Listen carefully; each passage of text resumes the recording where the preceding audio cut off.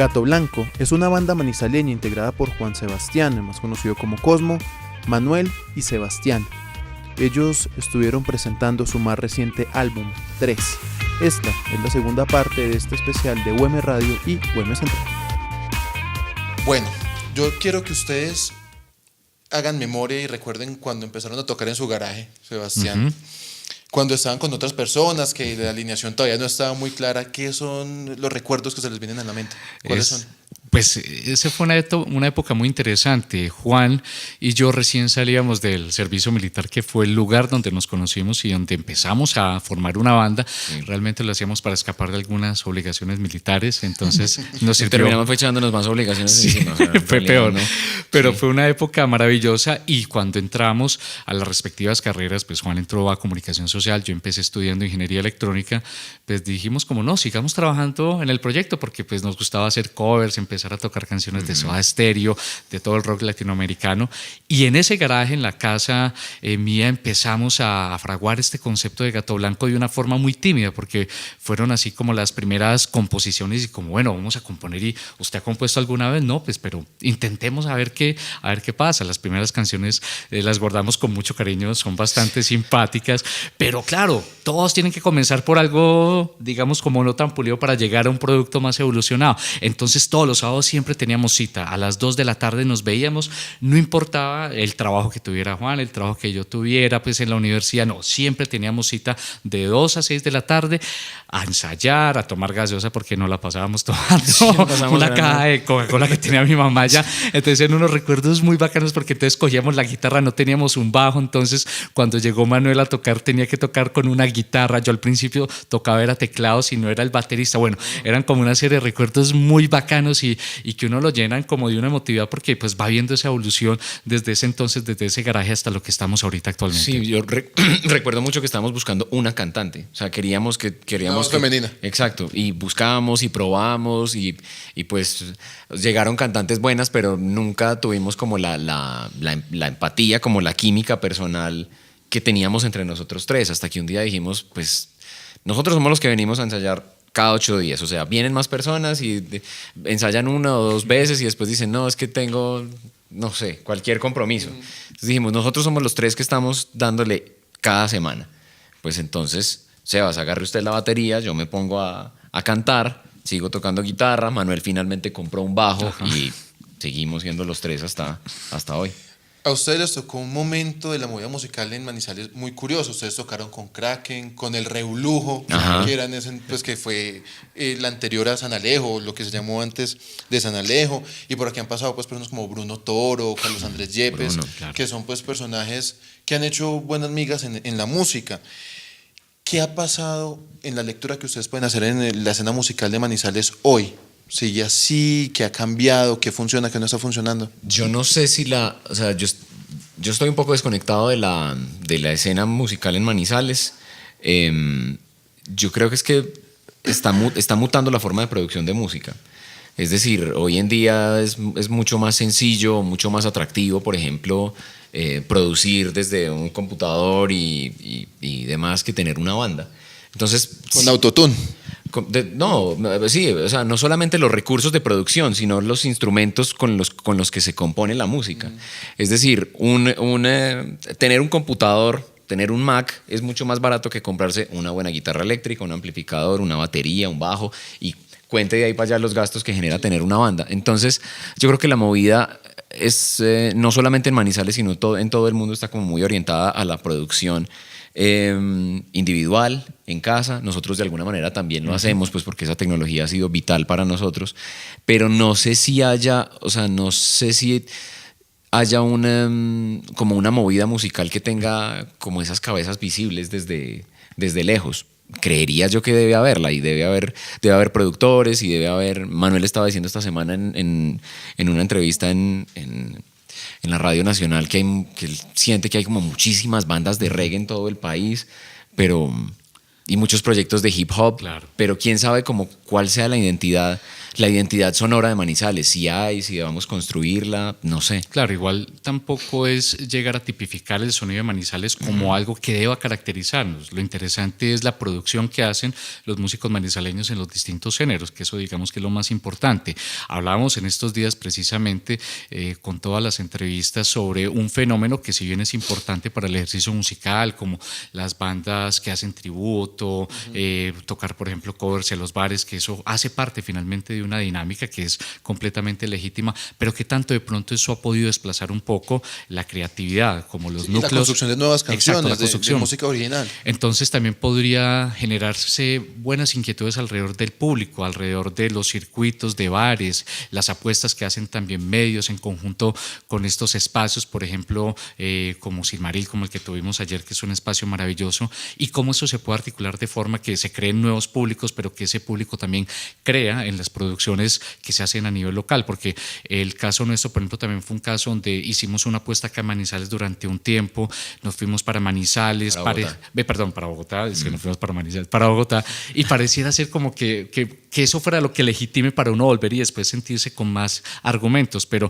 ¿qué tal o qué tan interesante de pronto sería hacerlo sin la necesidad de movilizarse a una capital como Bogotá? Yo creo que esas inquietudes son válidas y eso puede ayudar a despertar un poquito la intención de las bandas a seguir Sí, que apostando a la finalmente el sueño de creatividad. todas las bandas es ir a Bogotá. Pues eso me parece muy buena idea la suya de, venga, ¿por qué no hacemos una movida musical aquí que les dé lo que necesitan?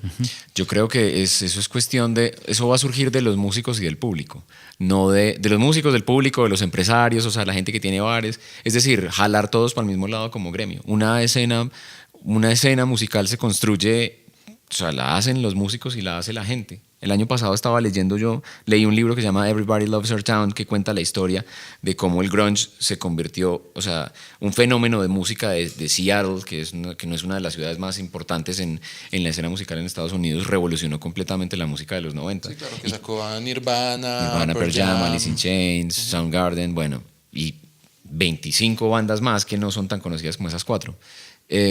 Pero ¿qué hicieron? Pues estaban aburridos de tener que irse a Los Ángeles o a Nueva York y tampoco tenían los recursos para irse y no tenían ganas, entonces se pusieron a tocar y las mismas bandas eran el público de las otras bandas. O sea, eso nos pasó, por ejemplo, mucho a nosotros cuando nos fuimos a vivir a Bogotá como en el 2003 o 2004 con otras bandas de allá, que nosotros tocábamos un jueves y ellos iban a vernos, y ellos tocaban el jueves siguiente y nosotros íbamos a verlos, y es la única manera en la que se construye una escena musical, creo yo. Hablando de 2004, 2005, en el 2005 Vienes Bien empieza a pegar en la radio y luego llega Círculo Cerrado y eso ya pasaron 12 años. Uh-huh. ¿Qué recuerdos tienen ustedes de los toques, las anécdotas que les hayan pasado mientras estaban en algún concierto? Yo creo que para mí la promoción de Empezar de Cero fue tocar en todos los colegios y todas las universidades imaginables de Bogotá, cargar equipos, o sea, nos íbamos con todas, o sea, cargábamos batería, el amplificador de las voces, los micrófonos, el amplificador del bajo, el amplificador de la guitarra. Entonces, salir a hacer promoción una mañana o un día entero era... Como ir al gimnasio. Era súper agotador. Yo creo que en cierta medida eso también influyó en que en determinado momento cambiáramos el formato, Sebastián empezara a experimentar con pads electrónicos y todas esas cosas, porque estábamos mamados de cargar equipos.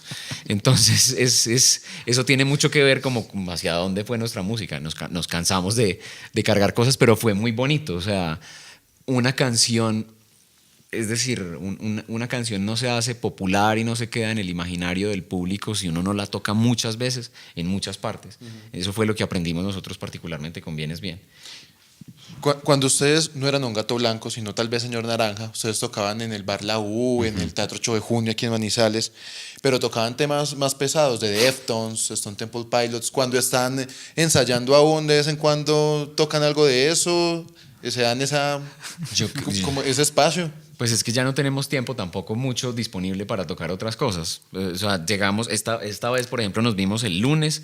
O sea, yo llegué a la medianoche del lunes y el lunes en la mañana estábamos ensayando, dándole, repasando las 12 canciones que habíamos montado para los shows. Pero cuando vivíamos juntos en Bogotá, que teníamos espacio, o sea, teníamos un apartamento y además teníamos sala de ensayo, tocábamos de todo, pues por el placer de tocar música que a uno le gusta. Claro, son épocas que uno va explorando también como por el mismo ánimo, los gustos musicales, ese comienzo de 2000 donde estaba tan en boga el nu metal, entonces claro, indudablemente eso permeaba los gustos. De hecho, hace pocos años estábamos también incursionando con otro tipo de covers, de hecho con este formato electrónico, entonces incluir canciones de corte discotequero, entonces también evolucionan un poco esos lenguajes donde no solamente era el cover de Stone Temple Pilots, sino por ejemplo tener una canción de música electrónica al estilo, ¿cómo es que se llama? No, nosotros llegamos a tocar en los shows por pura diversión, llegamos a tocar Britney Spears, Kylie Minogue, Lady Gaga.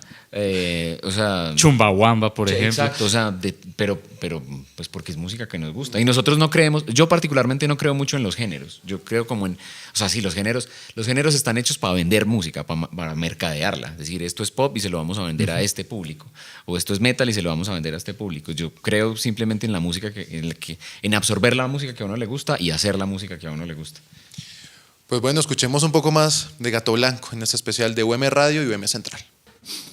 Esta es de nuestro segundo disco nocturno, es Círculo Cerrado.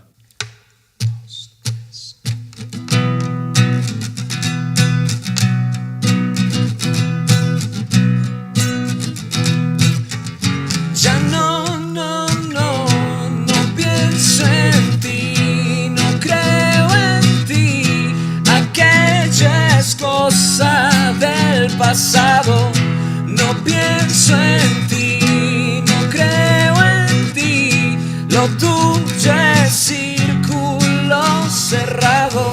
No más mentiras por decir, no más promesas que incumplir. Tan solo un cuento que olvidar, un trago amargo que pasar. Y ya no tengo hambre de ti, muñeca.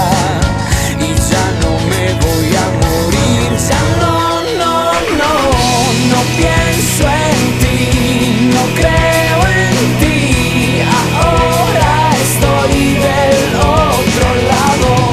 No pienso en ti, no creo en ti, lo tuyo es círculo cerrado. La hipnosis tuvo que parar, tu circo tuvo que cerrar. Ya sé lo que es la libertad, mi ancla se perdió en el mar. Y ya no tengo hambre de ti, muñeca, y ya no me voy a morir. Ya no pienso en ti, no creo en ti, aquello es cosa del pasado. No pienso en ti, no creo en ti, lo tuyo es círculo cerrado. La la la la, la la la.